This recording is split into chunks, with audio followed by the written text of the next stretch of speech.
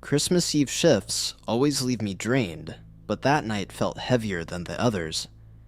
Maybe it was the way the cold settled into everything. My clothes, my fingers, even the steering wheel. I remember brushing snow off the windshield with my sleeve before starting the car, watching it smear into uneven streaks. I just wanted to get home to my parents' place, eat something warm, and let the holiday start in peace. Nothing about the drive felt unusual at first. The roads were mostly clear, and the soft powder floating across the glass looked almost calming. About an hour outside the city, the snow thickened so suddenly, it felt like driving into a different world.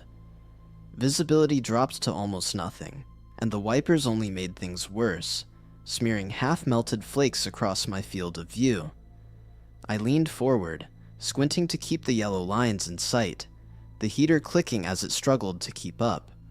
That tight focus, the kind that narrows your thoughts to just the next few meters of road, held for several minutes before the first strange thing happened. There was someone standing on the shoulder, or at least, I thought there was. A tall figure, coat hanging open despite the cold, head tilted slightly like he was listening to something behind him. For a second, I couldn't tell if he was facing me or turned away. Instinct made me slow down, and without thinking, I cracked my window just a bit. A rush of freezing air punched through the cabin, sharp enough to sting my eyes. With it came a sound, maybe wind funneling through his coat, or maybe something like breathing, soft and uneven. That was when it hit me how stupid it was to open the window.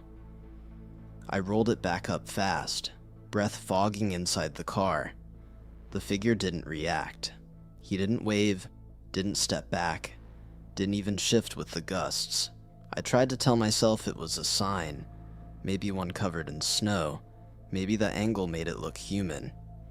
I wanted to believe that so badly that I kept adjusting how I looked at him, convincing myself I saw edges soften into something harmless.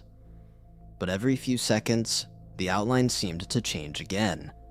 Not a movement, more like the suggestion of one. A sense that if I blinked wrong, he'd be standing differently when my eyes opened. I finally eased my foot back onto the gas and passed him. As my headlight swept across his body, the dashboard lights flickered. Not just a dim, a sudden drop, like the electrical system hiccuped. The engine hesitated too, a dull stutter that made the steering wheel tremble under my hands. For a moment I thought the car would stall right beside him, and something in me tightened so hard it felt like a knot under my ribs. But the engine caught again, the lights steadied, and the figure disappeared into the rear darkness. I kept driving, feeling the tension slowly lift. My breathing evened out, though I kept glancing at the mirrors, long enough to reassure myself nothing was following, but not long enough to tempt any new shapes into forming. The storm shifted again a few kilometers later, thinning enough for the world to regain its outline. I started to feel foolish for letting a weird shape on the road get to me. Exhaustion plays tricks, snowstorms even more so. I've seen mailboxes look like crouching animals, fence posts look like people waving. That's what I told myself. Then I checked the rear view mirror. Across the back of my trunk were footprints, clear ones, fresh ones. A line of impressions in the thin layer of snow that had gathered on the metal. Footprints that hadn't been there when I started the drive. They were spaced unevenly, like someone had been holding on, bracing themselves against the slip of the wind. The sight of them hit harder than the figure itself. My throat tightened, and my hands went cold on the steering wheel. The kind of cold that has nothing to do with temperature. I didn't stop. I couldn't. Every part of me knew that getting out on that empty road, in the snow, in the dark, would be the one unforgivable mistake. I kept driving, jaw locked, eyes fixed straight ahead. The heater hummed too loudly. The tires sounded like they were grinding on salt, even though the road was mostly powder. Little things started standing out. The faint vibration of the steering column, the way the headlights jittered slightly on every dip. All the mundane noises of the car felt sharper, more present. Every few seconds I pictured someone crouched behind the trunk earlier, gripping the edge, riding with me through the storm. Maybe dropping off only when I'd passed him. Maybe when the lights flickered. When I finally reached my parents' driveway, the tension didn't vanish the way I expected. I parked, shut off the engine, and sat there with my hands on the wheel, feeling the residual tremor in my fingers. I didn't check the trunk. I didn't want to see the footprints up close. I just went inside, told my parents I was tired, and let the warmth of the house swallow the rest of the night. Even now, it's the posture I remember most. That slight tilt of the head, as if he recognized me, as if he'd been waiting. Sometimes when I think about it, I'm not sure which detail unsettles me more. The man standing completely still in the storm, or the fact that he must have moved at some point.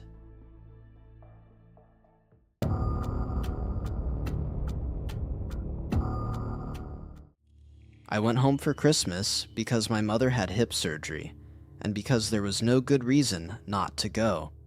It was the sort of selfish, tidy justification I tell myself when I need to feel sensible.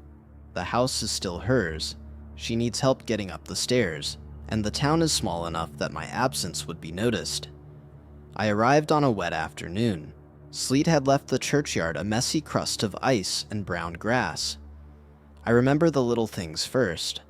The thrift store wool sweater I dragged from the suitcase, the smell of my boots when I kicked them off on the church mat, the way my breath fogged inside the vestibule like a small apology. The church had always been a place that made me feel smaller in a way I liked. It's not grand, more a long room with wooden pews and high windows that never seemed to face the sun on purpose. The hymnals smelled like old paper and spilled coffee. When I sat in the choir loft, the old organ smelled of dust and machine oil, like the inside of a grandfather clock. I told myself I was joining the choir to be helpful. The regular alto had taken ill, and nobody else wanted the part. But there was also a softer motive, a hope that doing something useful would let me be the person my mother expected me to be. Rehearsal that first night felt ordinary until it didn't. The director, Mr. Hale, a man with the shoulders of someone who had once carried a lot of wood, arrived early and made us arrange the chairs by eye, fiddling with angles as if he could tune the air itself. He had a habit of timing everything with a little click of his tongue, a measure I hadn't noticed before. We warmed up with scales, and the organ's bellows sighed like an old dog. Then, when we reached the carols, something shifted. A line that had always been bold and bright was held back, underemphasized. Mr. Hale tapped his baton, and his eyes would dart to the back, to a particular pew, as if he were checking a clock. I told myself I was imagining it. Small towns keep their rituals, who sat where, who brought which dish to the fair, and I had been away a long time. Maybe rhythm was how they kept each other steady. Maybe I was too attentive. But other details piled up. A folded program tucked between pages of a hymnal, the names of parishioners whispered like an inventory, and people avoiding the third pew from the aisle as if it had been scalded. My mother shrugged and said, "Oh, they always save that one for the Joneses." And that should have been the end of it. Instead, my throat picked at the edges of a question I didn't ask. The night of the service arrived with that brittle, overbright church light that seems designed to show every freckle and threadbare hem. The sanctuary was warmer than the street, but noticeably humid, the kind of heat that sits on top of you instead of penetrating. There were candles. The wax had that familiar dusty sweet scent. I remember the weight of my coat on the back of the pew and the crease where my fingers had curled into the program. We had practiced the carols twice. Mr. 𝗬𝗄𝗃 clicking. The choir's harmonies, the ones that used to wrap you like a blanket, had a new seam. An inversion, as if someone had tightened a string across the middle of the hymn. The first few verses were fine. My voice slid into the familiar places, and the congregation's breathing matched the meter like a second instrument. Then, during an old carol I'd sung since childhood, the organ's bass note deepened in a way that made the floor seem less supportive. I heard, or thought I heard, a soft metallic click from the rafters. Not a mouse or the organ, but a steady metronome sound that didn't belong in a church. I looked up. Nothing. I told myself to stop being ridiculous and to keep singing. A woman near the front squeezed my hand between verses.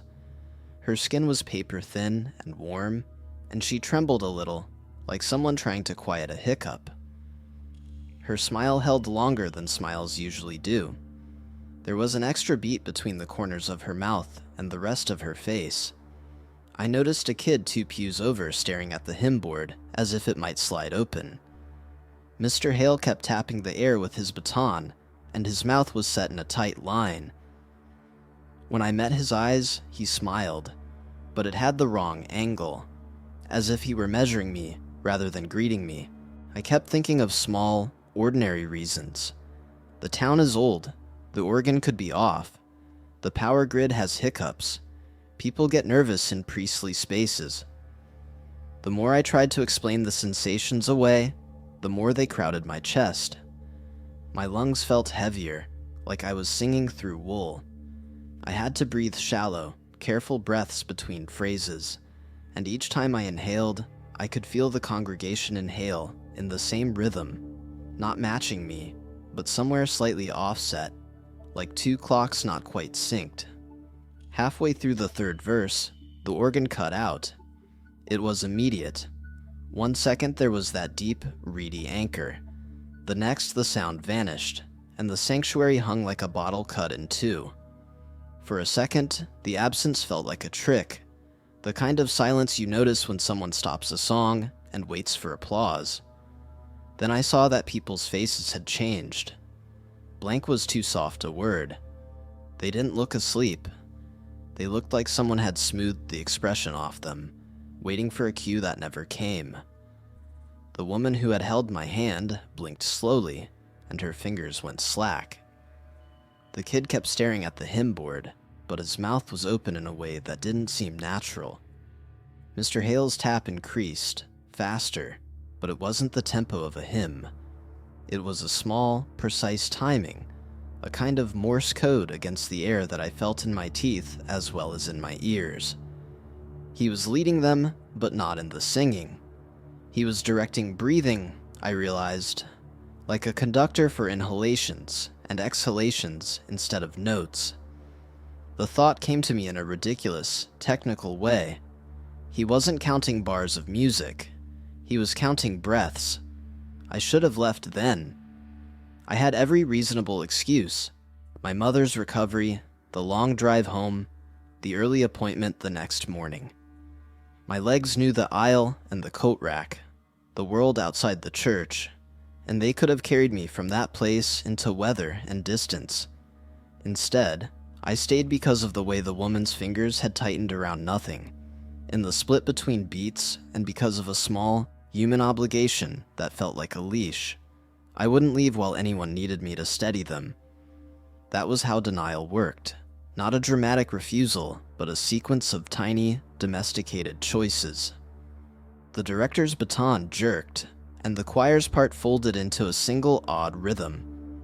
My voice had thinned to a thread, words scraped like paper. My throat felt photographed, flattened and exposed. The click in the rafters had become a precise, mechanical sound. For a moment, I convinced myself I was hearing the church's clockwork, someone's pendulum up in the attic that needed servicing. Then I saw the program on the pew, the one I'd folded and tucked away. There was a small notation in the margins I hadn't noticed before. A list of names, and beside each, a small mark, like a check. I don't know why my brain moved to it like a magnet. I don't know why a folded paper felt like the only evidence of something in a room full of human bodies. When my cue came, I opened my mouth, and the organ that had been silent roared back, not as sound, but as pressure. A physical push that shoved air from my lungs. It was as if the instrument had become a piston. For a wild second, my singing felt separate from me, like watching someone else's throat work. Then the person 2 rows in front of me slumped. It was a slow, gravity-assisted motion. Her head fell forward onto the back of the pew. People murmured. Mr. Hale's baton never stopped clicking. Panic is not a single thing. It is a temperature gradient. At first, a hot spike, then a slow, seeping cold. I felt both. My heart was a fist in my ribs. I remember thinking, very clearly and with embarrassed self-awareness, that I could not faint. Fainting would be surrender, and it would require someone to help me up. And I couldn't trust my hands in a room where people's faces were turning into careful masks. I tried to sing through the next line, and my mouth tasted like candle wax and metal. The choir's harmonies folded into the congregation's breathing, and then the breathing folded into the rafters' click, and the rafters' click folded into a thin, regular thump that I could feel under my feet as if the church had a heartbeat. Somewhere in that blur, I managed to step back, shoe scraping against wood. The woman who had held my hand lay with her head on the pew, and she was moving in a way that wasn't sleeping. Her shoulders rose and fell mechanically, like someone panting at the end of a run. A child started halfway to his feet, eyes glassy, then sat back down because someone touched his shoulder and guided him. Hands were everywhere, small, helpful motions that could be comforting or could be choreographed help. I moved toward the aisle, and the world narrowed to a sequence of tactile things. The roughness of hymnals, the heat of the candle wax, the choir robe catching on my knee. Outside, the street lamps were a smear of orange. I remember the cold from the doorway hitting me like a slap, a clean sensation that proved something was real. People followed me with their eyes and with their feet. Mr. Hale still tapped, and when I glanced back, his face had the look of a man who had done his job, and was only now noticing an incomplete seam. I left with the program folded in my pocket because, at some small stupid level, I needed proof. Proof is a thing that distracts you from action. Maybe the program was important, maybe it was nothing. I had a brief conversation with my mother about how the service had gone. She smiled and said, "They're always so dedicated to tradition," and I told her I was tired. I left that night with my coat pulled tight, the program rustling against my thigh like a small nervous animal. Driving away, the radio on in a murky, low voice, I felt the town narrow into a set of windows that moved past like slides. I kept thinking of the woman's hand, slack and warm, and the kid staring at the hymn board, and the metronomic click that I could still sense behind my teeth. Part of me cataloged everything as if making a list would make it reasonable. Organ fails, heat odd, director's timing, program checks. Another, quieter part of me kept returning to the moment the organ's pressure pushed air out of my lungs, and the room went thin as paper. I kept wondering whether we had been spared, or whether we had watched something happen that would later be argued into explanation. I have tried to tell people what I saw and felt, and it never sits right in conversation. I say, people looked empty, and they offer practicalities: carbon monoxide, fainting from standing too long, mass hysteria. All of those could be true. Some nights I imagine having stood on the aisle and said a thing, asked a question, ripped the conductor from his counting, some small, useful heroism. More often, I imagine the opposite, a question asked and then pulled away like a stitch, a choir resuming with the same old harmonies, a town that prefers tidy explanations because the alternatives are too messy. Weeks later, I found the program in the coat pocket and unfolded it. The margins had tiny marks beside names, neat as tally marks.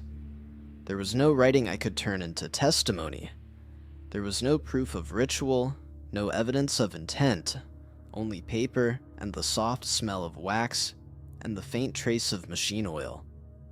I keep it folded now in a drawer, and sometimes I take it out and hold it between my fingers, feeling the little ridges where the crease lives. The memory of that night sits the same way, compressed, familiar, and a little greasy at the edges, like a candle that's been relit too many times. I don't live in that town anymore. My mother does well, the hip healed. I visit less. Sometimes, when I walk into a supermarket or a church in another city, I notice the rhythm of people breathing and the way a leader's hands move, and I picture that click in the rafters and the precise timing of a man's baton. I am left with an odd, nicked loyalty. I can't prove anything, and I can't forget the woman's hand. The thing that haunts me is not whether something terrible happened. It is whether I should have found a way to stop it, and couldn't. The memory tastes, even now, like candle wax and cold organ air. And when I close my mouth, I can still feel, briefly, the sensation of someone else's breath being counted for me.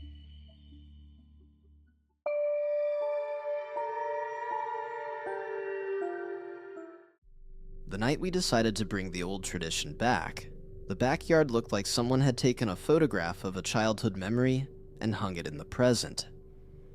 My mother had dragged the ceramic angels and paper garlands from the attic. The string lights were looped along the fence, and Dad wrestled with a rusted fire grate that he swore used to be easier to set. I wasn't keen.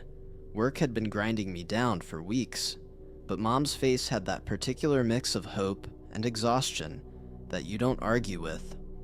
So I went out, hands still smelling faintly of espresso from my shift, and pretended the evening would be simple.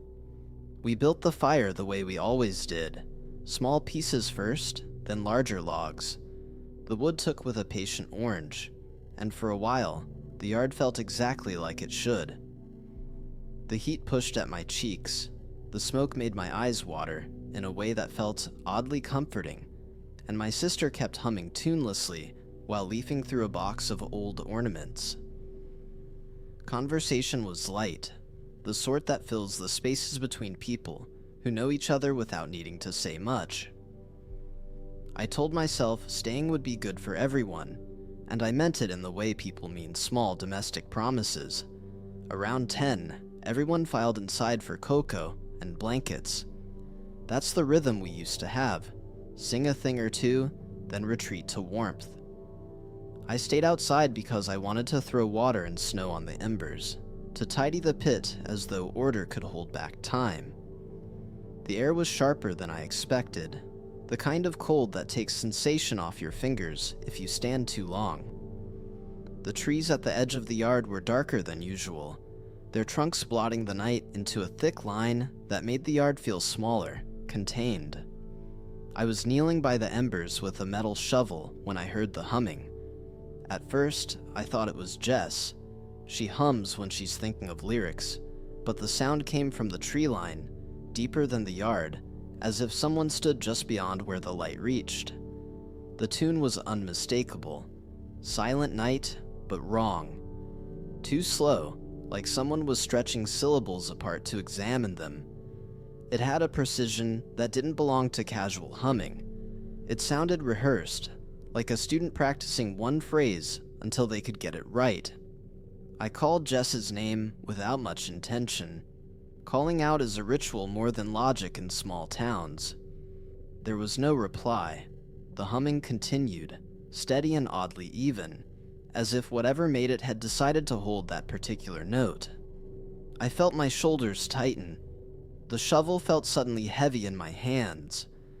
For a ridiculous second, I considered that maybe a neighbor had wandered in from a late party, that a recording had been left running by wind or mischance. I started toward the tree line anyway because people always walk toward explanations. The sound seemed to follow me. When I stepped closer, it swelled a fraction. When I froze, it receded. That was the first time the hair along my arms prickled, in a way that felt less like cold and more like attention. Snow crunched underfoot in a thin, crisp way, and my breath fogged white in the light from the pit. The further I went, the more the night narrowed into a tunnel of trunks and dark. I kept imagining a figure stepping out with a sheepish smile, a stranger apologizing for the intrusion. The mind will stitch plausible seams when it can. I reached the edge of the trees and stopped because of the footprints. They led from the shadow of the pines straight toward the pit. Bare imprints, as someone had walked without shoes, toes scraping into fresh powder. They weren't deer or fox marks. They had the spacing and heft of adult feet, awkward in places as if whoever walked had been balancing on unfamiliar ground.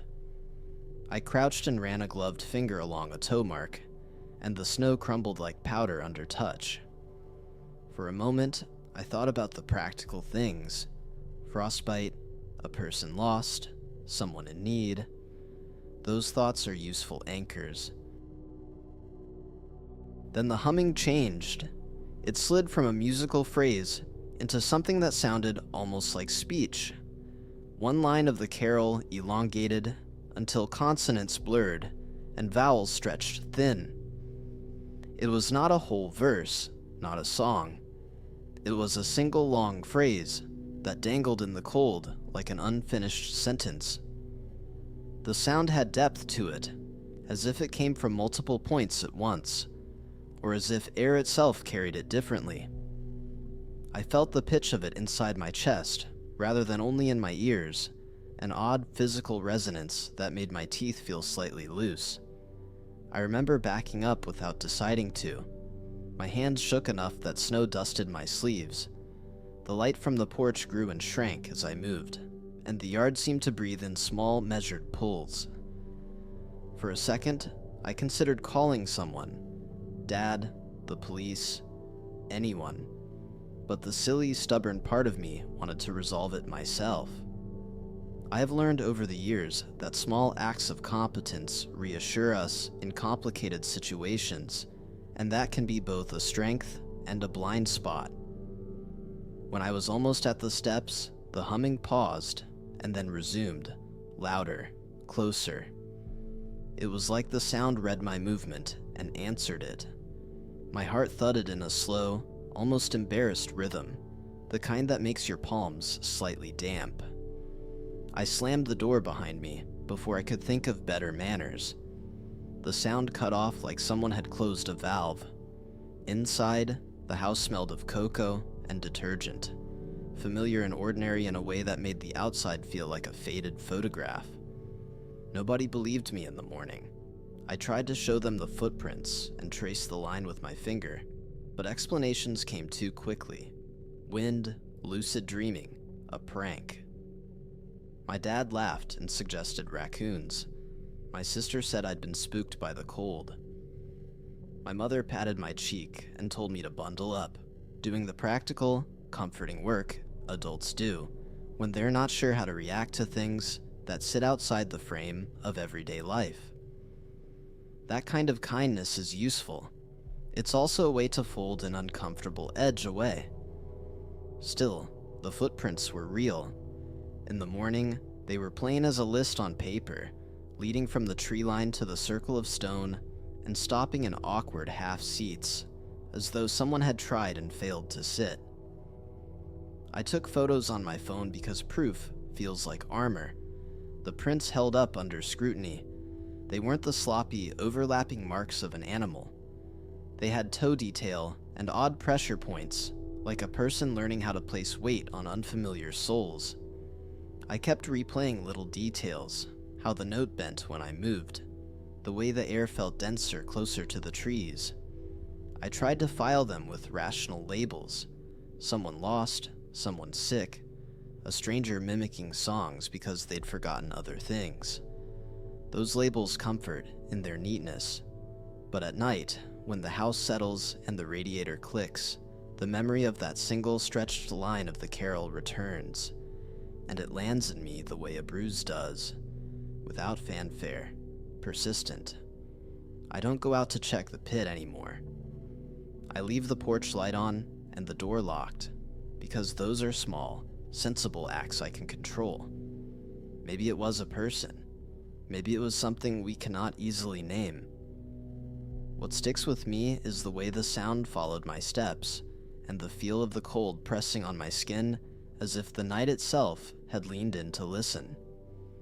Months later, when the first snow of the next year fell and powdered the fence posts, I still find myself pausing at the edge of the yard and listening, like someone waiting for a neighbor to knock.